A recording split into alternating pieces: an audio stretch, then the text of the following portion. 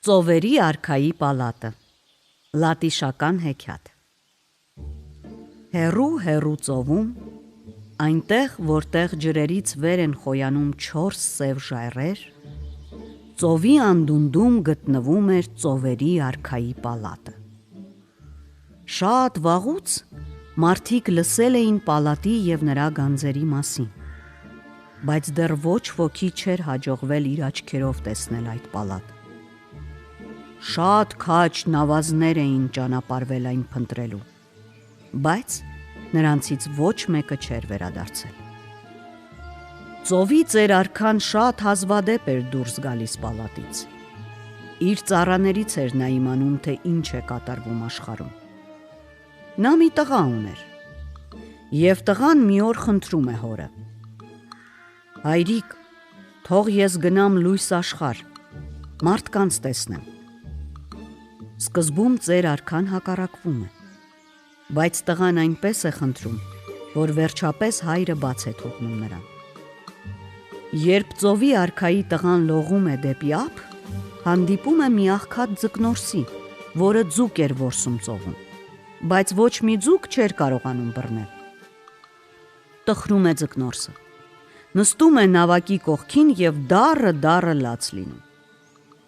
Տեսնում է նրան ծովի արքայի տղան ու հարցնում. «Ինչու ես լալիս»։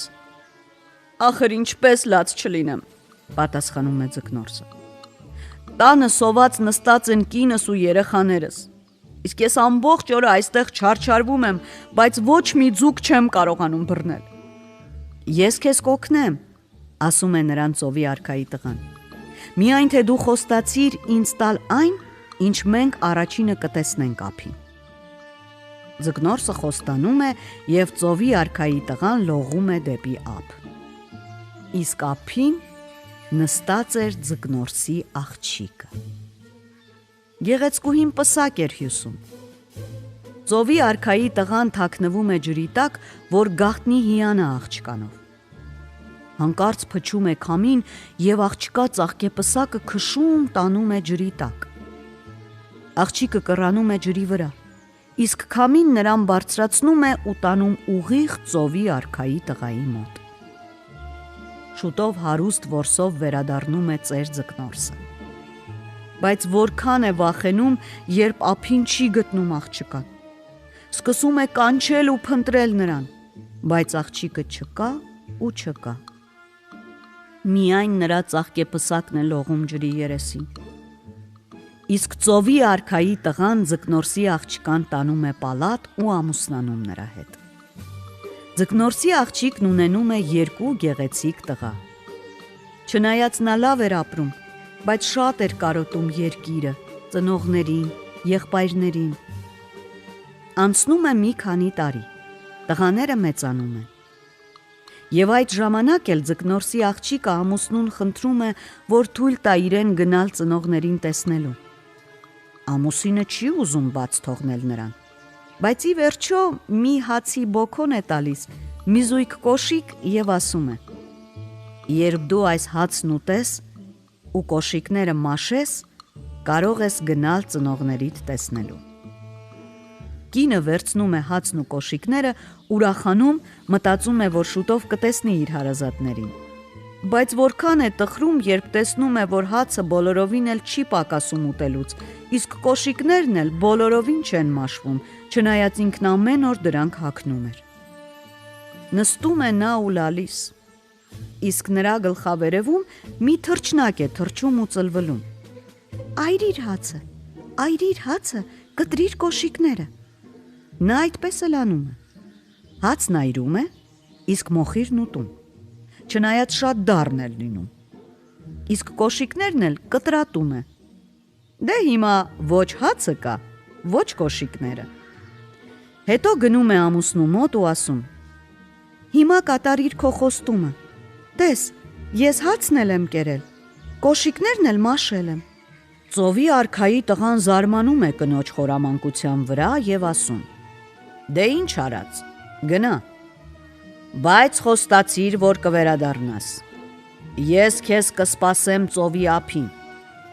Հենց որ գաս ափ, 3 անգամ կանչիր, կաթի ալիքներ կամ արյան ալիքներ։ Եթե ես ողջ լինեմ,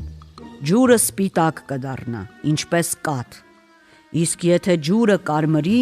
իմացիր, որ ես այլևս ողջ չեմ։ Ձկնորսի աղջիկն ուրախանում է,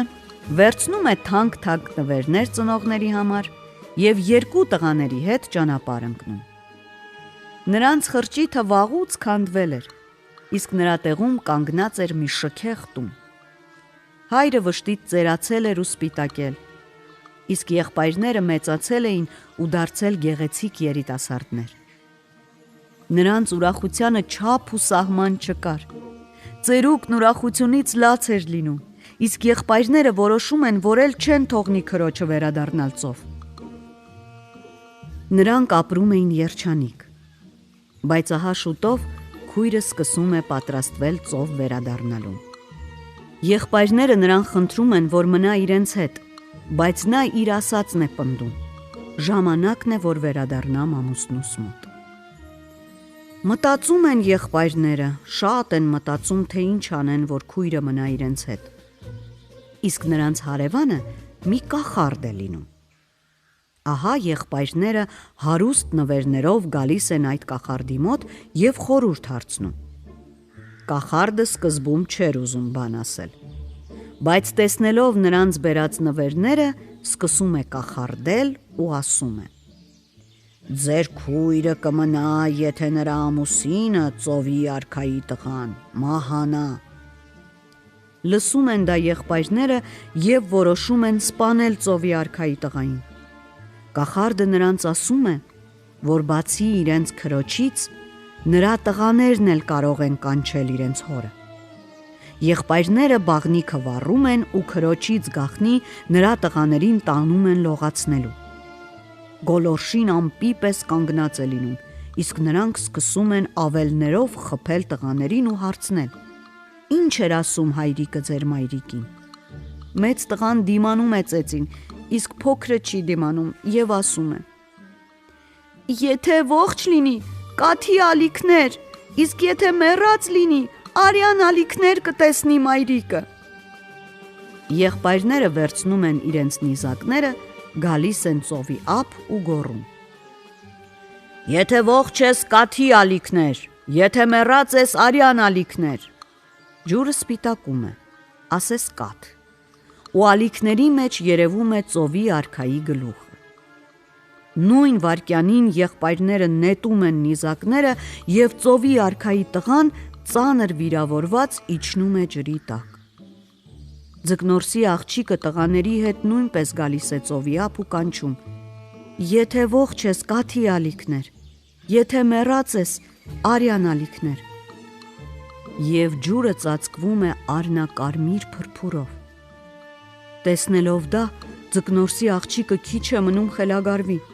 Նայում է այն կողմը, որտեղ իր տղաներն էին կանգնած, բայց նրանք էլ չեն լինում այնտեղ։ Նա դառը լաց է լինում։ Իր երեխաներին այլևս չի գտնում, տեսնելով հոր արյունը, նրանք դառնում են ջուր։ Եղբայրները մոտենում են քրոջը և մխիթարում նրան։ Նա կամաց հանգստանում է։ Եղբայրների հետ վերադառնում է տուն և մնում նրանց հետ։ Երբ ծեր արքան իմանում է իր տղայի մահվան մասին, որոշում է վրեժխնդիր լինել մարդկանցից։ Այդ ժամանակից սկսած ծովի արքան շատ ու շատ նավեր է խորտակել։